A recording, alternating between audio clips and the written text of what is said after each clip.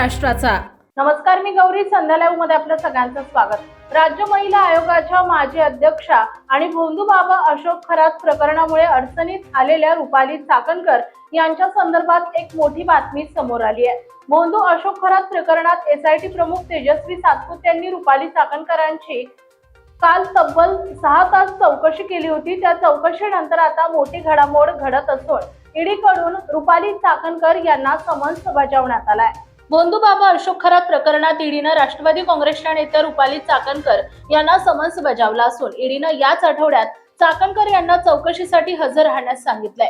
अशोक खरात प्रकरणातील आर्थिक व्यवहार आणि मनी लॉन्ड्रिंगच्या अनुषंगानं ईडीकडून चौकशी करण्यात आली असल्याची माहिती आहे। याआधीही ईडीनं या प्रकरणात रुपाली चाकणकर यांच्या बहिणीची चौकशी केली होती।